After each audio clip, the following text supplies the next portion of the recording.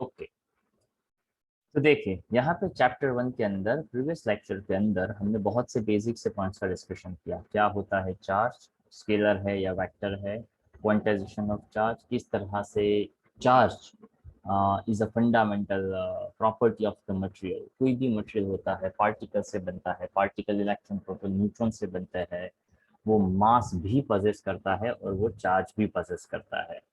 मास की वजह से जो फोर्स लगता है उसको कहते हैं ग्रेविटेशनल फोर्स, और चार्ज की वजह से जो फोर्स लगता है उसको कहते हैं हम कूलम्बियन फोर्स। तो हमने लास्ट टाइम कूलम्बियन फोर्स के बारे में भी आइडिया लिया और उससे कंपेयर करवाया कि किस तरह से ग्रेविटेशनल फोर्स का कूलम्बियन फोर्स के साथ रिलेशन जो है वो हो सकता है। अब उसी के बाद हमने लास्ट टाइम ये भी देखा था कि किस तरह से कोई दो बॉडी को चार्ज कर सकते हैं। तो उसमें पहला तरीका था रबिंग वाला, दो बॉडी को रब करो तो एक पॉजिटिवली चार्ज बनेगा, एक नेगेटिवली चार्ज बनेगा। दूसरा किस्सा, दूसरा आइडिया कुछ इस तरह से था, जहां पे हमने कहा था चार्जिंग बाय इंडक्शन, यानी एक बॉडी दूसरे बॉडी को बिना टच किए, वैसे यहाँ पे टच करके बताया था, पर ये जो मटेरियल है और ये जो है उसके बीच में कोई जगह पे कोई कांटेक्ट नहीं। ओके, आई होप क्लियर सुनाई दे रहा होगा सब लोगों को। Yes yes sir. Okay fine. दूसरा पॉइंट हमने ये देखा था जहां पे कोई एक ही स्फीयर को आपको चार्जिंग करना हो, अगेन विदाउट कांटेक्ट, जिसको आप चार्जिंग बाय कांटेक्ट भी कह सकते हो। तो आज एक एडिशनल ऐसा पॉइंट हम देखेंगे जिसको कहते हैं चार्जिंग बाय कांटेक्ट। मतलब दो स्फीयर को एक दूसरे के कांटेक्ट में लेकर आओ तो वहां पे टोटल चार्ज डिस्ट्रीब्यूट हो जाता है, जिसको भी आप कह सकते हैं चार्जिंग बाय कांटेक्ट। तो चार्जिंग बाय फ्रिक्शन आपने देखा, चार्जिंग बाय कांटेक्ट अभी हम देखेंगे, और चार्जिंग विदाउट कांटेक्ट जिसको आप कहते हैं चार्जिंग बाय इंडक्शन। ठीक है, so this next point is something like charging by contact। इसका मतलब ऐसा है कि आपने दो दो बॉडी ली और दोनों बॉडी को आपने जस्ट कांटेक्ट में लेकर आई। तो मान लो यहाँ पे ये एक स्फीयर है और यहाँ पे दूसरा एक स्फीयर है, दोनों के ऊपर हमने कोई चार्ज ले लिया। मान लो इसके ऊपर मैंने 2q जितना चार्ज है ऐसा कह दिया, यहाँ पे -3q जितना चार्ज है ऐसा मैंने कह दिया, और इसको मैंने कोई कंडक्टिंग वायर से उसको टच करवा दिया। तो इसको लेकर इसको मैंने यहाँ पे टच करवाया। जैसे इन दो स्फीयर ने एक दूसरे को टच किया और उसके बाद हमने ऐसा कहा कि मैंने दोनों स्फीयर को अलग अलग किया। ओके, जैसे दोनों स्फीयर को मैंने अलग अलग किया तो सबसे फंडा ये बनता है कि when they come in contact, तो यहाँ पे ऐसा कहा जा सकता है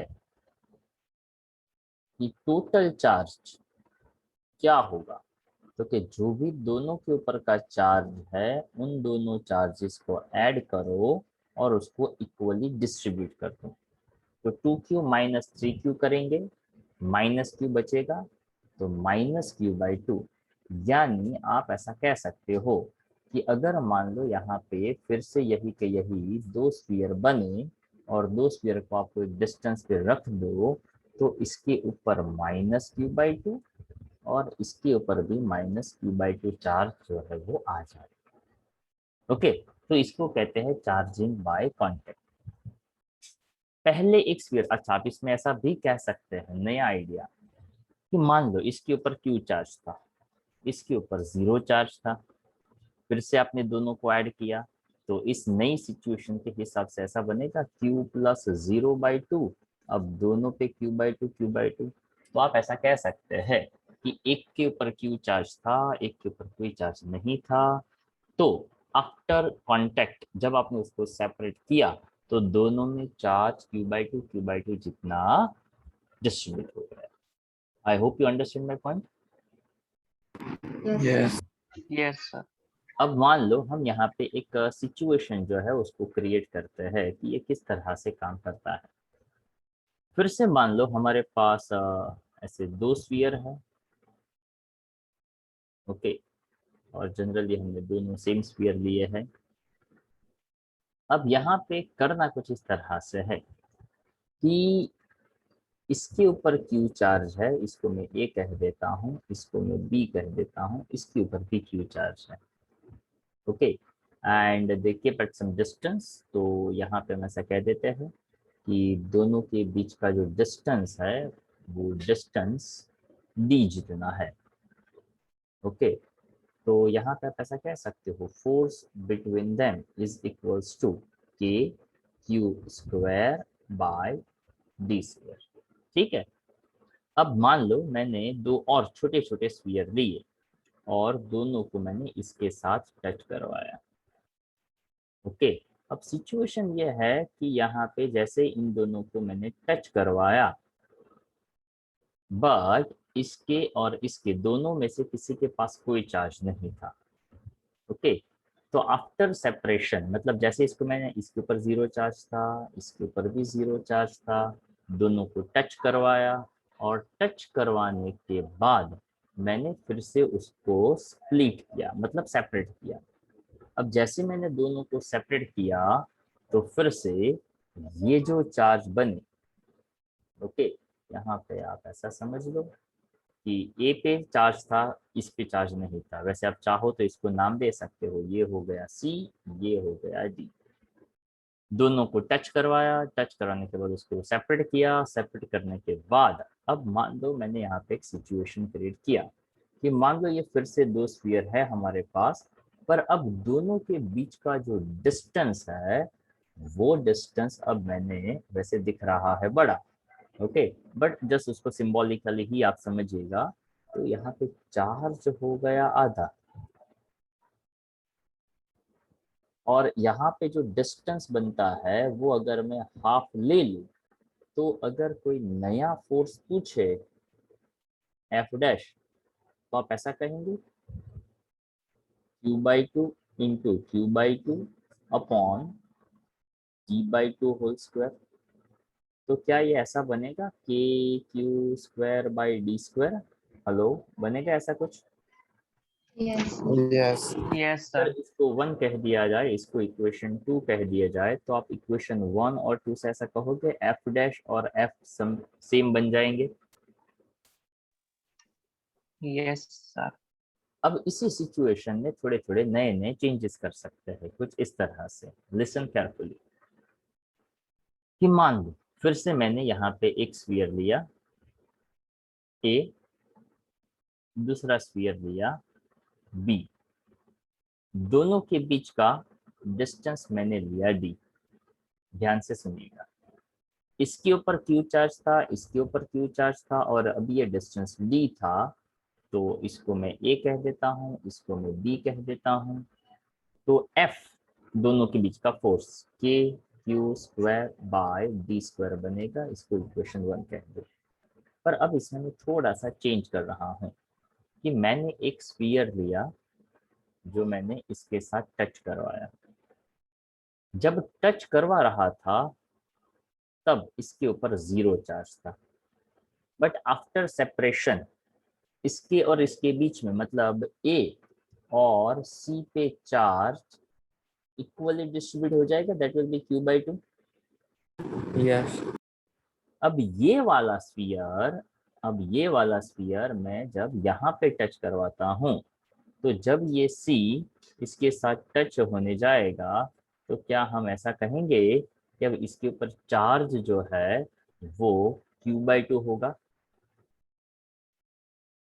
तो इसको चलो आप कह दो ऐसा कि बी और सी जब आप इसको सेपरेट करेंगे, टच करवाने के बाद जब आप इसको सेपरेट करेंगे, तो इसका मतलब ऐसा करना पड़ेगा Q प्लस Q/2 बाई 2।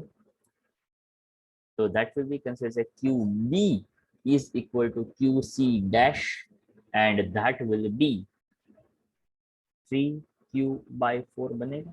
समझ में आया क्या सब लोगों को? क्या Yes. किया? Yes, sir. क्यू चार्ज था, एक के ऊपर Q/2 था।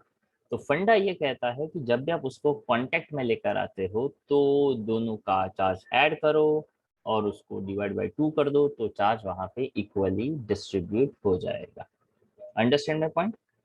और ये पॉइंट अगर आपको समझ में आ गया तो अब आपके लिए समझना और आसान हो जाएगा कि अब फिर से मैं ए और बी ले लूं, पर जब हम ए और बी ले रहे हैं तब हमारे पास अब नया चार्ज है। कैसा और कौन सा वाला? तो देखो, जब आपने फिर से लिया ए, फिर से लिया B, but now if you observe it कि अब ये ए Q/2 बन चुका है, बी 3Q/4 बन चुका है, और उसके बीच का डिस्टेंस अभी भी मैं वही का वही रखूं, and that is just D. तो अब नया फोर्स ऐसा बनेगा,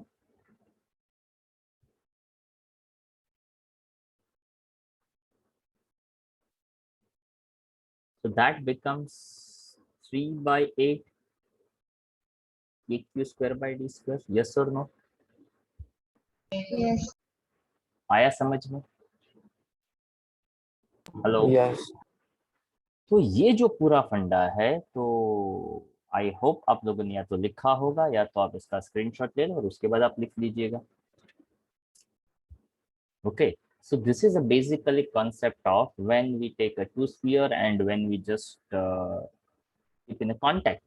तो अगर आप उसको कंडक्टिंग वायर के साथ कांटेक्ट में लेकर आते हो, जैसे यहाँ पे मैंने एक ब्लैक कलर का वायर दिखाने का ट्राई किया था, this is just a wire, conducting wire, और यहाँ पे हमने दो स्फीयर को ऐसे बाजू बाजू में रख दिया था, मतलब जस्ट उसको टच करवाया था। तो बेसिक कॉन्सेप्ट यहाँ पे ये बनता है when that to spheres come in contact. तो हुआ क्या, क्योंकि वहां पे जो भी चार्ज है वो इक्वली डिस्ट्रीब्यूट हो गया। Clear everyone? Yes. तो ये पॉइंट भी समझ में आना चाहिए, और ये यहाँ पे एक नया सिचुएशन क्रिएट किया कि दोनों के चार्ज का वैल्यू है वो डिस्ट्रीब्यूट हो गया। और जब आप एक सिचुएशन क्रिएट कर सकते हो कि यही का यही स्फीयर पहले इसके साथ कांटेक्ट में लेकर आए, बाद में बी के साथ कांटेक्ट में लेकर आए, तो पहले चार्ज कुछ नहीं था इसलिए हाफ हाफ हुआ, और वही वाला चार्ज यहाँ पे आप कांटेक्ट में लेकर आए तो यहाँ पे ऐसा चार्ज आपको मिलता है। Clear everyone? Yes, Yes. sir. चलो, अब ये समझा है तो अब यहाँ पे एक नया पॉइंट आता है जिसको हम कहते हैं, लास्ट टाइम हमने कूलम्स लॉ देखा था, right? F = K Q1 Q2/R²। अब उसी चीज को हम थोड़ा सा यहाँ पे नया फ्रेम में हम देखने की ट्राई करेंगे, नए तरीके से देखने की ट्राई करेंगे, जिसको कहते हैं Coulomb's law in a vector form. अब वेक्टर फॉर्म का क्या मतलब होता है उसको हम यहाँ पे इस फिगर के थ्रू भी समझ सकते हैं। थोड़ा मैं अपने हिसाब से भी आपको समझा दूं कि कैसे ये काम करता है। तो अब यहाँ पे ऐसा देखिए आप, it is consider as, 1 second,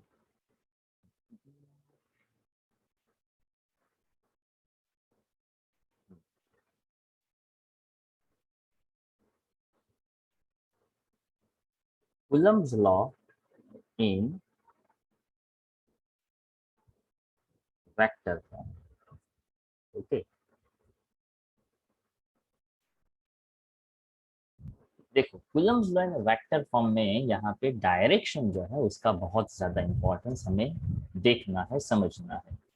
मान लो मेरे पास दो चार्ज है, एक है Q1 और एक है Q2, दोनों को मैं पॉजिटिव चार्ज लेता हूँ, और मैं यहाँ पे ऐसा कह दूँ फोर्स ऑन 1/2, ध्यान से सुनिएगा, अगर मैं ऐसा कहता हूँ फोर्स ऑन 1/2, तो वो इस डायरेक्शन में फोर्स लगेगा ताकि 1 2 की वजह से रिपेल करेगा।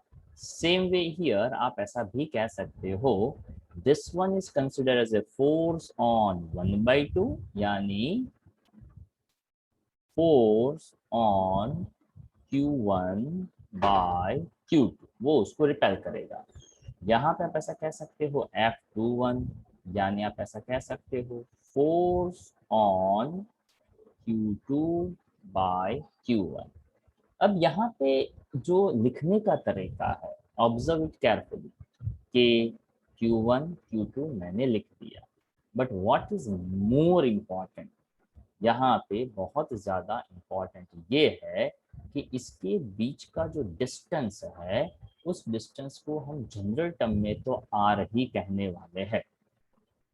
यहाँ पे ये Q1 चार्ज था, यहाँ पे ये Q2 चार्ज है, तो F12 यानी यहाँ पे R² तो आएगा, but it is a vector, तो मुझे यहाँ पे यूनिट वेक्टर दिखाना पड़ेगा। ध्यान से सुनिए, F12, तो यहाँ से ये डिस्टेंस 2 से 1 की ओर है, इसलिए यहाँ पे लिखा जाता है यूनिट वेक्टर 2 1, और यहाँ पे लिखा जाता है यूनिट वेक्टर 2 1। इसी तरह अब देखो, यहाँ पे 1 2 था, पर 1 के ऊपर 2 की वजह से वो रिपल्सिव फोर्स लग रहा था, तो यहाँ पे डिस्टेंस 2 से लेकर 1 की डायरेक्शन का फोर्स लग रहा था। तो ये unit vector is based on the direction. When we think about force on 1/2, तो फोर्स का डायरेक्शन 2 से 1 की ओर लगता है। whenever there is a force on 1/2, तो 1 2 की वजह से रिपेल करता है। तो यहाँ पे डायरेक्शन 2 1, यानी याद करिए आपने 11th में आई थिंक पढ़ा था, i cap j cap k cap, i for x axis, j for y axis, k for z axis. Exactly यहाँ पे ये फंडा थोड़ा सा, वैसे यही आपने ग्रेविटेशन में भी शायद पढ़ा हो, तो के Q1 Q2, यहाँ पे आएगा R², यहाँ पे आएगा यूनिट वेक्टर, बरोबर। पर डायरेक्शन कहाँ से कहाँ तक का, 2 के ऊपर 1 की वजह से किस डायरेक्शन में फोर्स लग रहा है, तो 1 से 2 की डायरेक्शन में लग रहा है, तो क्या, हाँ, तो इधर लिख दो 1 2 1 2। इतना सिंपल सा है, पर इसको थोड़ा एलोब्रेट करके नोट्स के अंदर बताते हैं, ताकि वहाँ पे फिगर क्या है, कैसे उसको समझना है, वो सब बताया जाता है। कुछ कुछ किस्सों में मान कि ये पॉजिटिव होता और ये नेगेटिव होता, तो अगर ये पॉजिटिव और ये नेगेटिव होता, तो ये फोर्स का डायरेक्शन चेंज हो जाता, हाँ या ना?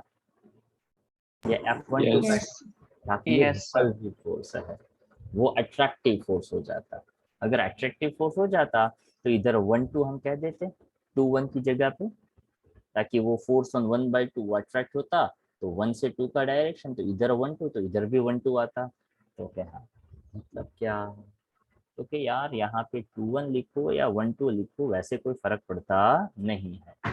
Here we want to show that the direction, कैसी डायरेक्शन, तो क्या देखने का, क्या मैंने दोनों को पॉजिटिव चार्ज बोला, तो क्या बोला, रिपल करेगा तो क्या करेगा, कहाँ से कहाँ फोर्स लग रहा है, 1 2 के 2 1, उसके हिसाब से डायरेक्शन को आइडेंटिफाई करो, तो आपका काम आसान हो सकता है। बट कुछ कुछ न्यूमेरिकल्स में हमें इसका भी ज़रूरत नहीं होता है, हमें उसको कैलकुलेट करना पड़ता है, और उसके लिए हमें फिगर को थोड़ा और अच्छी तरह से समझना पड़ता है। तो उसके लिए मैं यहाँ पे एडिशनल फिगर ड्रॉ कर रहा हूँ, जिसको आप ध्यान से देखिएगा और समझने का ट्राई करिएगा कि ये कैसे काम करता है। कि मान लो मेरे पास यहाँ पे एक वेक्टर है R1 पोजीशन वेक्टर, और यहाँ पे है सेकंड पोजीशन वेक्टर R2। अब होगा क्या, तो कि अगर मान लो हम यहाँ पे ऐसा कहते हैं कि एक है R1 पोजीशन, एक है R2 पोजीशन, ऑफ कोर्स यहाँ पे Q1 चार्ज होगा और यहाँ पे Q2 चार्ज होगा।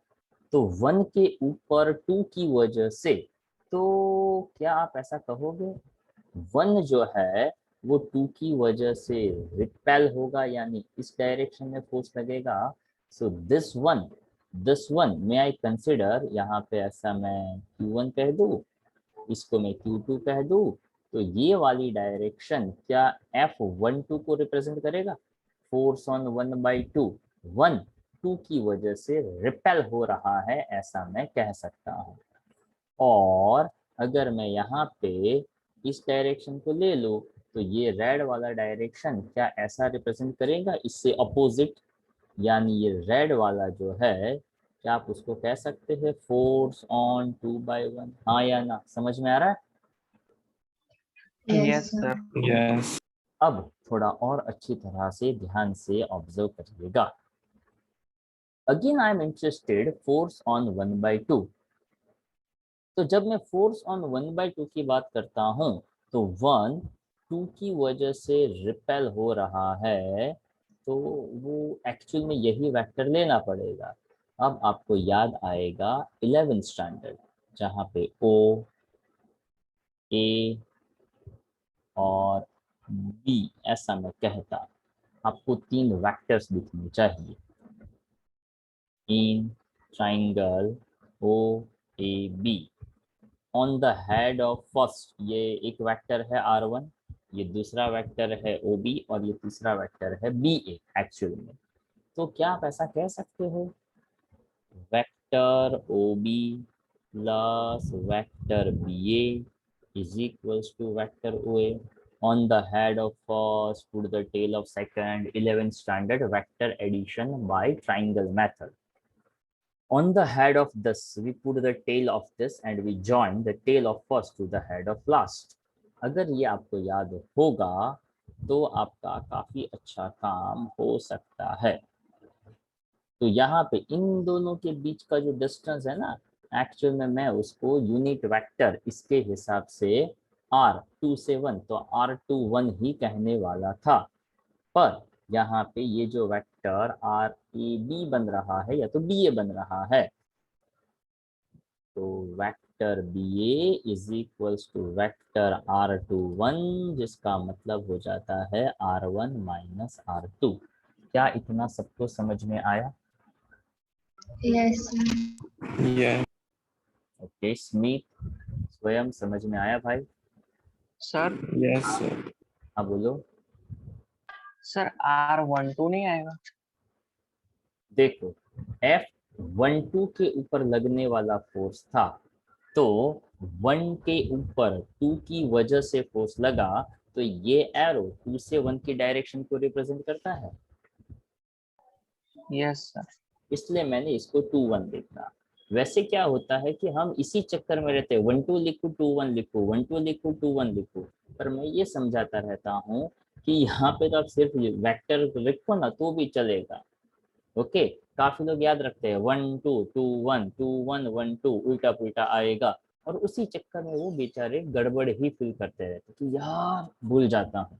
पर इसमें याद ही नहीं रखना है तो भूलने की तो बात ही कहाँ से आई। अगर आप थोड़ा सा लॉजिक और थोड़ा सा कॉमन सेंस लगाओ, अगर मैं 1 2 का मतलब जानता हूँ फोर्स ऑन 1/2, 1 के ऊपर 2 की वजह से, 1 2 की वजह से रिपेल हो रहा है। अगर वो रिपेल हो रहा है तो आप यहाँ पे ऐसा एक सिंपल सा आइडिया बता सकते हो। क्या सिंपल सा आइडिया है?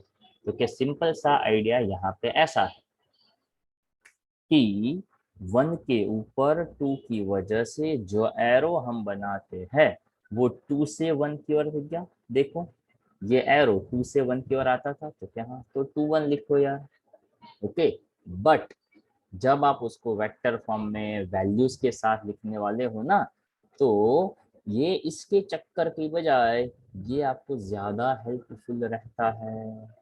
तो डिस्टेंस का वैल्यू मिलता है R1 माइनस R2, जहाँ पे फोर्स 1 2 की आप बात कर रहे थे। तो अब यहाँ पे इसका स्क्रीनशॉट ले लीजिए कि ले लिया, तो साथ साथ में लिखते रहिए। देखिए, ओके, अब इसको ध्यान से कनेक्ट करिएगा कैसे मैं लिख रहा हूँ कि भाई यहाँ पे हमारी रिक्वायरमेंट फोर्स ऑन 1/2 की है। के आ गया, Q1 आ गया, चलो स्मॉल लिख देते हैं, Q1 आ गया, Q2 आ गया, उसके बीच का ये डिस्टेंस है R21, तो उसको लिखना है R1 माइनस R2 से, R1 माइनस R2, पर उसका तो लेना पड़ेगा स्क्वायर। इसके ऊपर है वेक्टर का साइन, तो इसके ऊपर वेक्टर का साइन करो।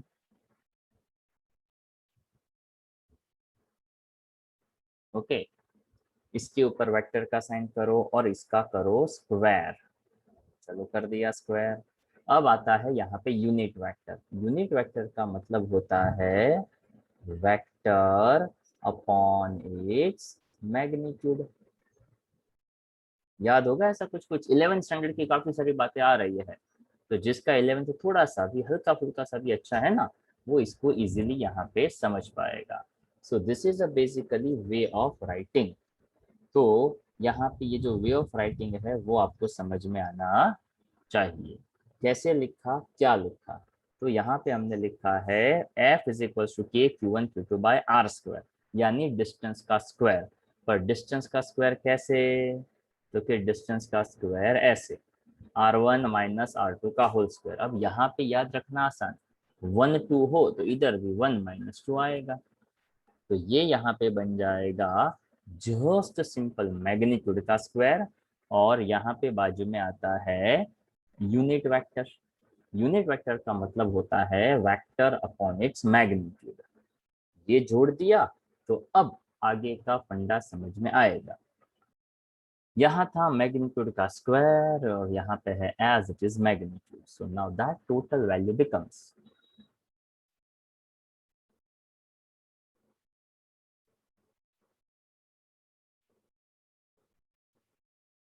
mod of r1 minus r2 whole cube r1 minus r2। अगर मुझे ऐसा ही, ये वेक्टर है हाँ, अगर ऐसा मुझे f21 के लिखना हो तो k q1 q2 21, तो r2 माइनस r1 का मैग्नीट्यूड उसका क्यूब r2 माइनस r1। आई कुछ बात समझ में? Hello, Yes. This one is consider as a way of writing. तो एग्जाम में ये पूछा जाता है कि भाई कूलम्स लॉ का वेक्टर फॉर्म लिखिए, तो कैसे लिखना है वो तो यहाँ पे दिया ही है। तो देखो यहाँ पे मैंने भी बताया कि 2 1 हो, आप 1 2 लिखो या 2 1 लिखो, वैसे कोई फर्क नहीं पड़ेगा। ओके, बट दोनों पॉजिटिव पॉजिटिव है, तो 2 1 हो तो 1 2, 1 2 हो तो 2 1। ये किस तरह से आता है? तो कि वो उसको रिपेल करता है, वो उसकी डायरेक्शन को रिप्रेजेंट करता है, और डायरेक्शन जहाँ पे आता है उसी को तो हम कहते हैं उसका वेक्टर फॉर्म। वेक्टर फॉर्म हो वही हमारे लिए बहुत बहुत बहुत जरूरी होता है। यूनिट वेक्टर का मतलब होता है वेक्टर अपॉन इट्स मैग्नीट्यूड, पर ये सिर्फ और सिर्फ इस क्वेश्चन के फॉर्मेट में काम आता है।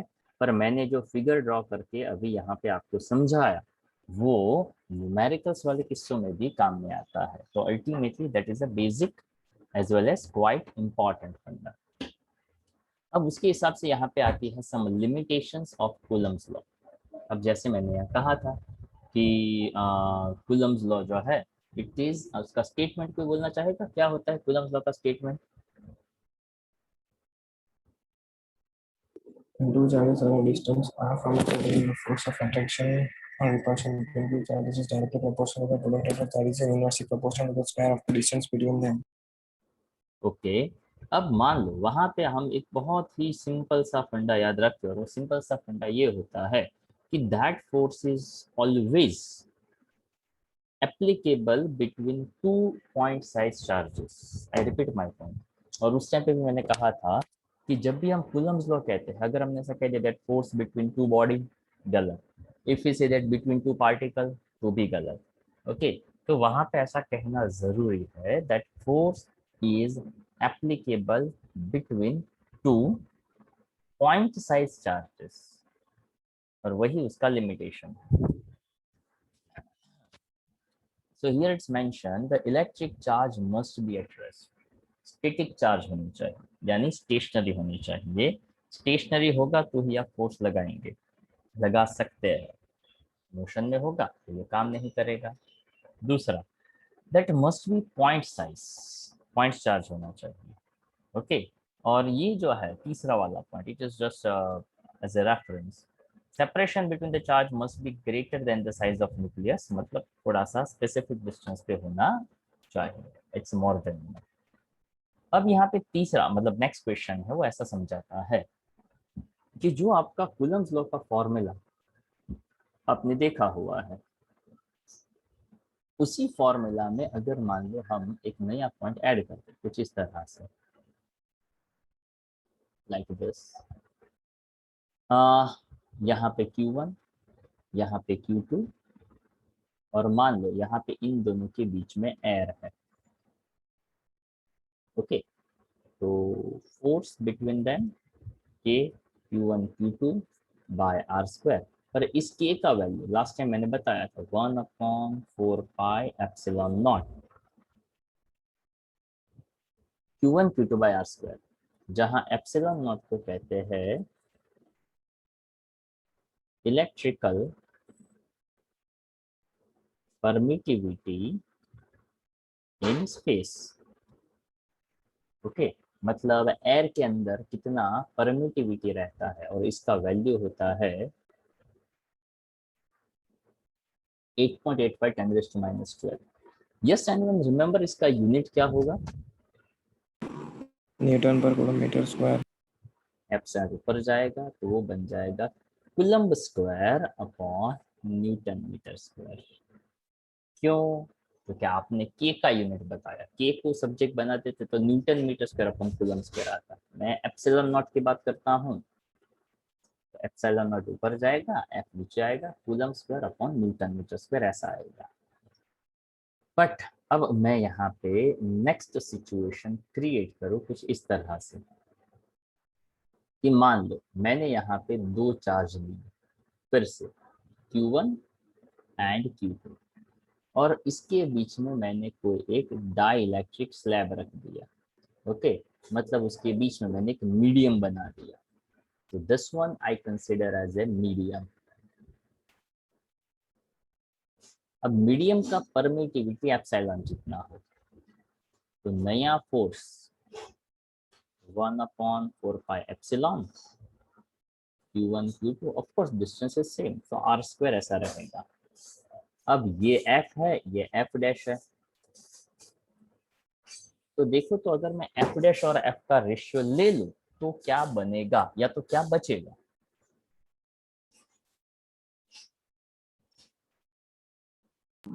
Epsilon upon epsilon not. यहाँ पे थोड़ा अच्छी तरह से ऑब्जर्व करते तो एफ डैश और एप्सिलॉन इनवर्स रिलेशन में है, तो इधर आ जाता एप्सिलॉन नॉट और इधर आ जाता एप्सिलॉन। ओके, तो F and epsilon not inverse relation, F न्नीचे है वो ऊपर चला जाएगा, ये ऊपर है ये नीचे आ जाएगा। और इसको मैं थोड़े अलग तरीके से लिखूं तो न्यूमरेटर की वैल्यू को डिनोमिनेटर के भी डिनोमिनेटर में लिख सकता हूँ, यहाँ लिख सकते हैं। तो इसको नाम दिया जाता है एप्सिलॉन आर, और इसका नाम है रिलेटिव परमिटिविटी। क्या नाम है इसका? Relative permittivity. अब ये जो रिलेटिव परमिटिविटी है, तो क्या इसका फंडा ऐसा बना, अगर मैं इसको कंक्लूड करके लिखूं first step and last step, कि नया force F dash that becomes old force divide by relative permittivity, कह सकता हूं मैं ऐसा? लो, Yes. Yes sir. ये एक स्क्रीनशॉट ले लीजिए। डन। तो Yes.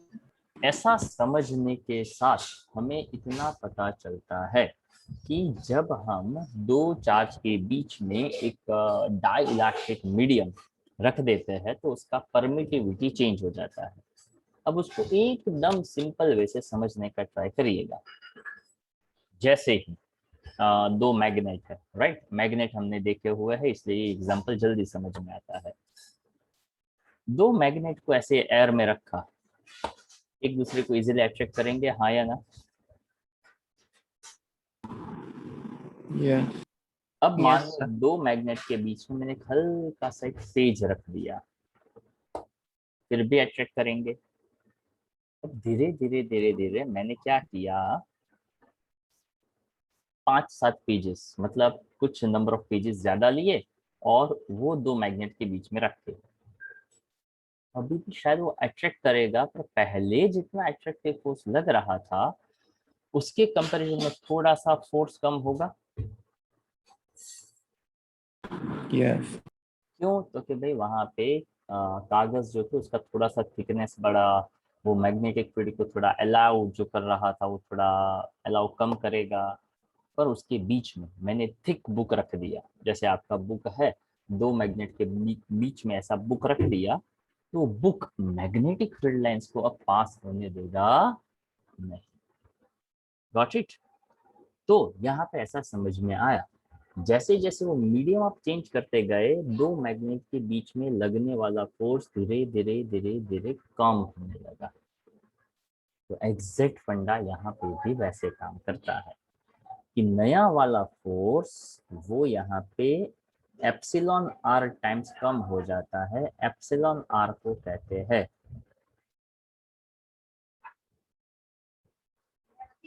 Relative permittivity. क्या कहते हैं उसको? Relative permittivity. और एक और भी नाम है जिसको कहते हैं डाई इलेक्ट्रिक कांस्टेंट। और डाइलेक्ट्रिक कांस्टेंट को एक कैपिटल के से भी जाना जा सकता है, so don't get confused. Okay, पहले वाला जो के था वो के था प्रोपोर्शनैलिटी कांस्टेंट या तो कूलम्ब कांस्टेंट। स्मॉल के। हाँ, तो ये जो है उसको हम कैपिटल के कंसिडर करेंगे।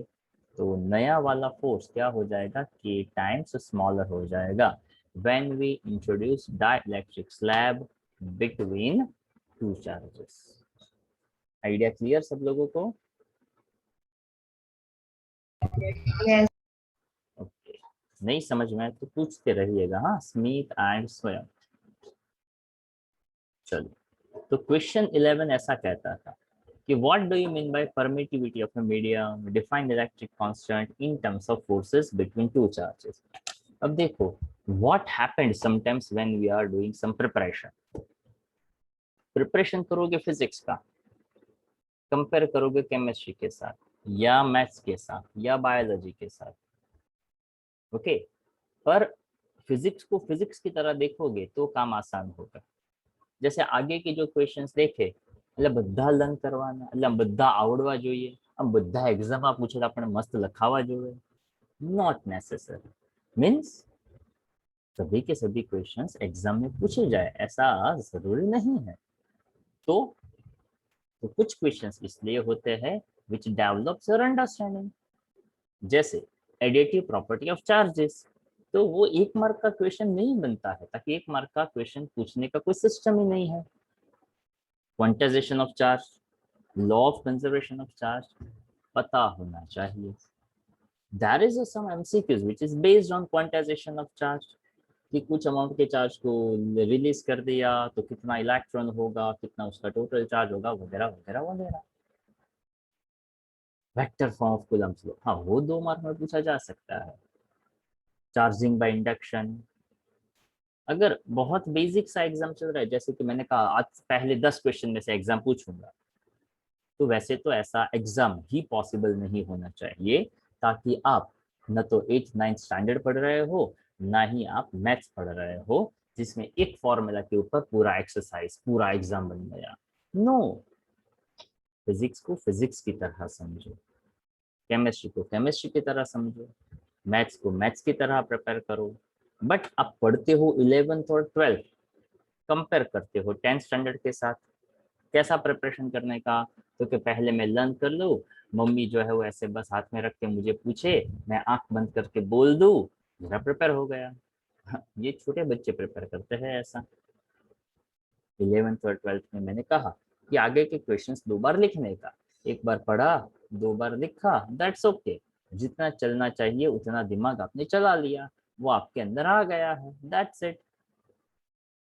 बट जैसे हमने कहा कि vector form of Coulomb's law पूछा जा सकता है, तो उसको एक बार लिखो, 2 बार लिखो, ट्राई करो क्या फिगर बना, कैसे स्टेप्स बने, कहाँ से क्या सोचा।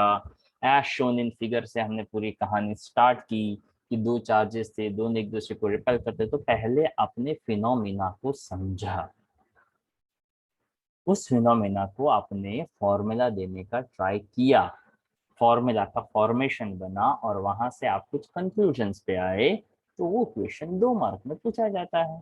खत्म हो गई बात।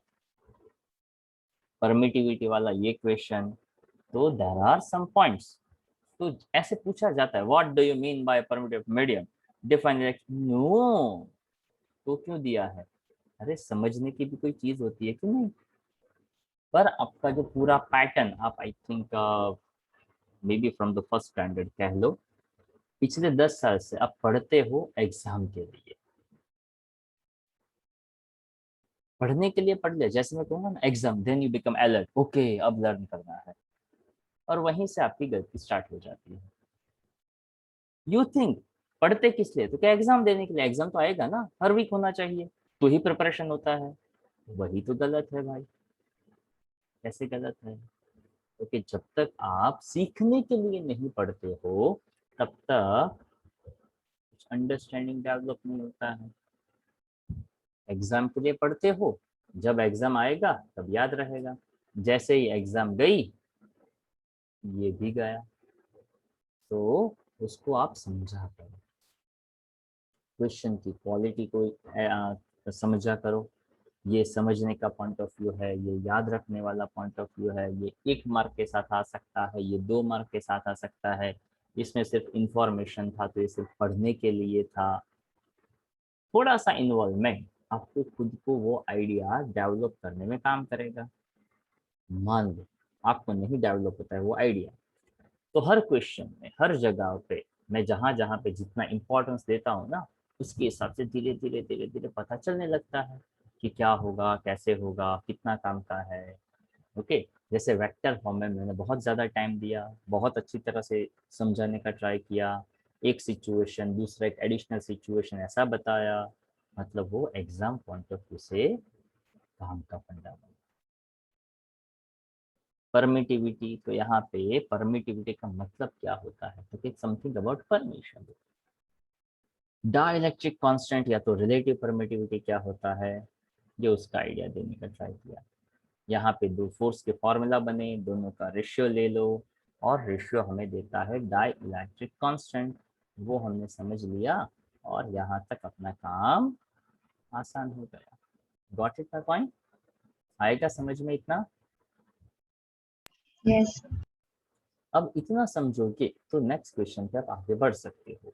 नेक्स्ट क्वेश्चन क्या कहता है, तो कि भाई कूलम्स लॉ देखो, 2 चार्ज के लिए होता था, पर 2 से ज्यादा हो तो क्या, क्योंकि 2 से ज्यादा हो तो कुछ नया सोचना पड़ेगा, और वो नया क्या है, तो उस नए को कहते हैं प्रिंसिपल ऑफ सुपरपोजिशन। सुपरपोजिशन यानी सुपर इम्पोज करना, कोई एक चार्ज के ऊपर 2-3 अलग अलग चार्जेस भी फोर्स लगाते हैं तो उसको कहते हैं प्रिंसिपल ऑफ सुपरपोजिशन। ओके, ये कैसे काम करता है, तो कि बहुत सिंपल सी बात है। सबसे पहले तो आप ऐसा समझ लीजिए, यहाँ पे दिखा है वैसे Q2 Q3 sorry Q1 Q3 ऐसे 2-3 अलग अलग चार्जेस है। Q1 का अपना पोजीशन वेक्टर R1, Q2 का R2 और Q3 का R3 है। इतना समझोगे तो हाँ। अब ऐसा समझो कि 1 और 2 के बीच में रिपल्सिव फोर्स लगता है, पॉजिटिव पॉजिटिव है तो 1-2 से रिपल होगा, तो ये F12 का डायरेक्शन, सेम वे F13 का डायरेक्शन। तो क्या अब आप सिर्फ फोकस इसी के ऊपर कर सकते हैं? 11th स्टैंडर्ड फिर से याद करिए, आपके पास 2 वेक्टर आए, एक वेक्टर ए एक वेक्टर बी, दोनों को टेल के साथ कनेक्ट किया तो पैरेललोग्राम बना, F12 F13, और ये बना उसका रिजल्टेंट। तो फोर्स ऑन 1/2 फोर्स ऑन 1/3 उससे पैरेललोग्राम बना, और ये बनता है उसका रिजल्टेंट का फॉर्म। इसी तरह से और ज्यादा होते तो हर एक का डायरेक्शन आपको मिलता जाता। तो एग्जैक्टली अगर मैं उसको एकदम सिंपल तरीके से समझूं कि मैंने निकाला फोर्स ऑन 1/2 फोर्स ऑन 1/3, यानी 1 के ऊपर 2 की वजह से, 1 के ऊपर 3 की वजह से, तो force on 1/2 and force on 1/3, तो इसको आप ऐसा समझ सकते हैं, if we have more than 2 charges, I repeat my point, if we have more than 2 charges, force acting on any charge is equal to vector sum of individual forces. Vector sum क्यों भाई, F12 का अपना direction, F13 का अपना direction, तो vector sum of individual forces, 1 ने 2 के ऊपर, 1 ने 3 के ऊपर, जो इंडिविजुअल डायरेक्शंस के फोर्सेस लगाए उस इंडिविजुअल डायरेक्शंस को भी आप ऐड करो, of course with the help of vector addition. तो वहां से आपको एक नया डायरेक्शन मिलता है जो F1 का डायरेक्शन देता है। Got my point? Yes, sir. तो अगर ये समझोगे तो आपका काम आसान हो जाएगा। तो देखो अब फंडा समझना easy. F1 F12 plus F13 up to so on F1n F12 13 up to 1n are the forces on the charge Q1 by the individual charges Q2 Q3 and up to Qn। F12 निकाला, उसको elaborate करके form में लिखा, याद करिए अभी हमने लिखा था ना, F12 हो तो R1 माइनस R2 का whole cube upon sorry in the numerator R1 minus R2। Same thing total force on 1 कहता तो 1 के ऊपर 2 की वजह से, 1 के ऊपर 3 की वजह से, 1 के ऊपर n की वजह से ऐसे फोर्सेस लगते, तो आप इसको जनरलाइज टर्म्स में ऐसा लिखते। तो ये एक्चुअल में किसका एक्सटेंडेड फॉर्म बना? F1 F12 F13 up to F1। समझ में आ रही है बात? हेलो? Yes, sir. ओके। तो आज के जितने क्वेश्चंस प्लस जो जो स्क्रीनशॉट्स आपने दिए वो सब कुछ आप 2 बार लिखिएगा, ताकि आज के अंदर जो जो पढ़ा ना वो सब कुछ यहाँ पे बहुत ही काम का था। ओके, तो अभी का लेक्चर हम यहाँ तक रखते हैं। ओके, नेक्स्ट लेक्चर में, अच्छा कल सेट होगा 12 बजे की है? कल तो लेक्चर अटेंड करना पड़ेगा स्मित? Yes sir. मतलब किसका यस समझो, अटेंड करना पड़ेगा उसका या लेक्चर यहाँ पे आ सकते हो उसका यस? यहाँ पे आ जाऊंगा, शाम को है वो लेक्चर्स। अच्छा ठीक है, तो कल फिर से मिलते हैं 12 बजे। Okay sir. स्वयं एंड हर्षिता। ओके चलो, ओके कल 12 बजे, बाय। Bye sir.